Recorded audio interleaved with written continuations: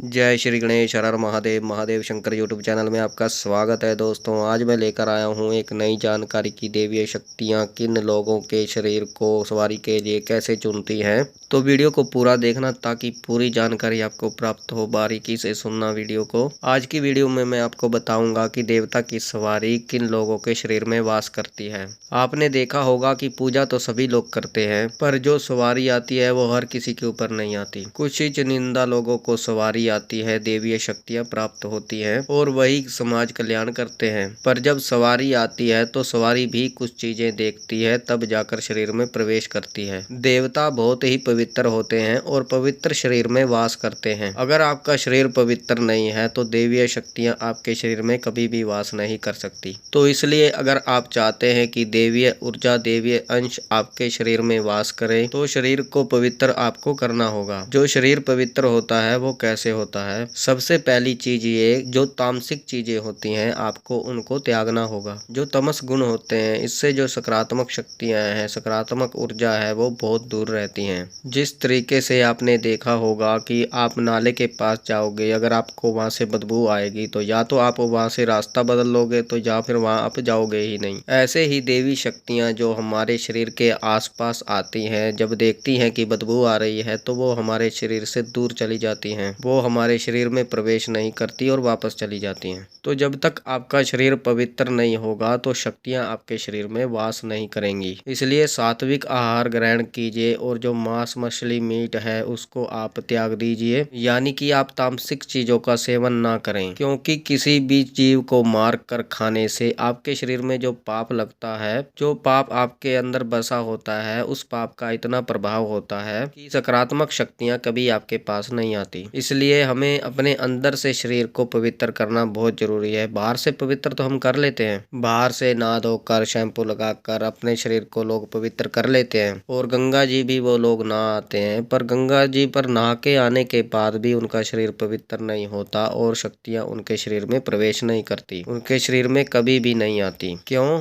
क्योंकि जो उनका अंतःकरण है वो शुद्ध नहीं है। अंतःकरण को शुद्ध करने के लिए आपको तामसिक चीजों का परहेज करना होगा और तामसिक चीजों का परहेज करने से आपके अंदर जो दुर्गंध है वो धीरे धीरे बाहर हो जाएगी। साथ ही आपके मन का भी पवित्र होना बहुत जरूरी होता है, क्योंकि मन जो होता है वो आपके पूरे शरीर को नियंत्रित करता है, कंट्रोल करता है। तो अगर आपका मन पवित्र नहीं है तो देवीय शक्तियां आपके शरीर में कभी वास नहीं करेंगी, क्योंकि देवीय शक्तियां आपके मन को पढ़ती हैं, आपके मन में क्या चल रहा है। अगर आपके मन में किसी के प्रति गलत धारणा है, गलत भावना है, आप पूजा कर रहे हैं, मंत्र जाप कर रहे हैं और आपके मन में जो है किसी के लिए गलत विचार चल रहे हैं, गलत आप सोच रहे हैं उसके बारे में, किसी के बारे में भी कि इसके साथ ये हो जाए, उसके साथ ये हो जाए, कभी आपका मंत्र सिद्ध नहीं होगा, कभी आपकी पूजा सफल नहीं होगी। इसीलिए आपका मन का पवित्र होना भी बहुत जरूरी है। किसी की चुगली नहीं करना, निंदा नहीं करना और सबके कल्याण के बारे में सोचना, सबके कल्याण की प्रार्थना करना, तो ये सच्चे भक्त, सच्चे साधक की पहचान होती है। इसलिए अपने मन को आप पवित्र रखिए, शुद्ध रखिए। आपकी भावनाओं का पवित्र होना बहुत जरूरी है। दूसरों के लिए आपके मन में कैसी धारणा है, आपकी जो धारणाएं हैं वो दूसरों के लिए कितनी पवित्र हैं, दूसरों के लिए कैसी हैं, इससे देवीय शक्तियां आपके पास बहुत जल्दी आ जाएंगी। अगर दूसरों के लिए आपके अंदर प्रेम है, आपके अंदर अच्छी भावना है, तो देवीय शक्तियां बहुत जल्दी, देवीय सवारी बहुत जल्दी आपके शरीर पर आती है।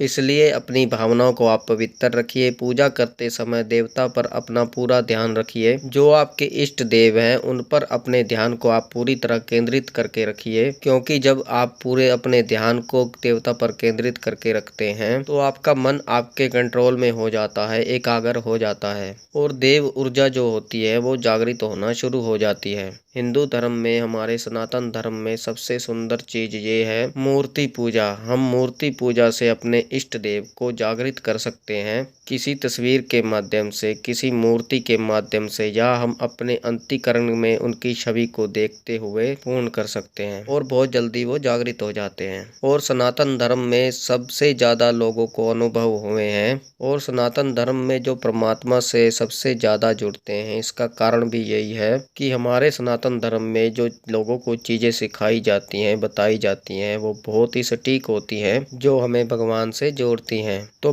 पवित्रता बहुत ज़रूरी है। आपके शरीर और आपकी आत्मा की पवित्रता बहुत ज़रूरी है। आपका ऑरा जो है, अगर आपको उसको मजबूत करना है, आपने देवताओं के सिर के पीछे देखा होगा, किसी महापुरुष के सिर के पीछे देखा होगा, जो गोल गोल ऑरा होता है, तो वो किसी का सफ़ेद होता है, किसी का लाल होता है, किसी का पीला होता है। तो वो जो ऑरा होता है वो हर किसी इंसान के अंदर होता है और उस ऑरे को हम आत्मिक ऑरा कहते हैं। उस ऑरे को तेजस्वी बनाने के लिए हमें अपने आप को पवित्र करना होता है, हमें प्रभु के गुणगान गाने होते हैं, हमें तपस्या करनी होती है, तब जाके वो ऑरा मजबूत होता है। इससे क्या होता है, उस ऑरे का प्रकाश आपके चारों तरफ फैलता है। उस ऑरे के आसपास जो लोग आते हैं, वो ऑरा जिन लोगों को टच करता है उनको भी वो पवित्र कर देता है। आपका जैसा ऑरा है, आपके आसपास के लोग, आपके अड़ोस पड़ोस के लोगों का ऑरा भी वैसा हो जाता है। अगर आपका ऑरा पवित्र है, सुंदर है, जो आसपास के लोग हैं उनको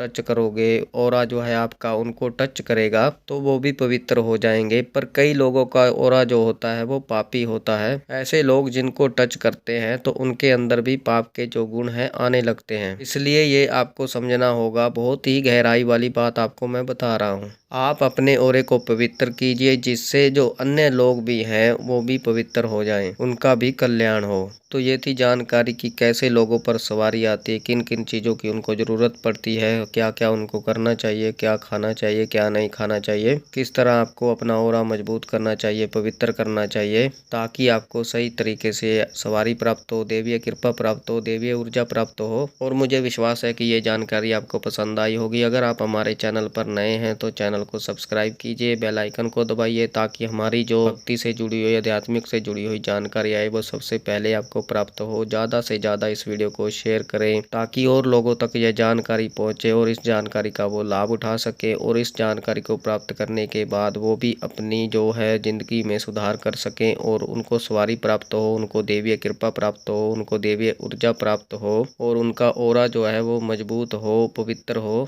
लाइक करें, कमेंट करें, कमेंट में हर हर महादेव अवश्य लिखें। मैं महादेव और माता पार्वती से ये प्रार्थना करता हूँ कि आप पर सदैव कृपा बनाए रखें, आप खुश रहें, आपका परिवार खुश रहे, आपकी हर इच्छा पूरी हो, आपकी हर मनोकामना पूर्ण हो, आपके सारे कार्य सिद्ध हों, आपकी समस्त परेशानियां दूर हों। तो हम मिलते हैं एक नई जानकारी के साथ, तब तक के लिए हर हर महादेव, हर हर महादेव, हर हर महादेव।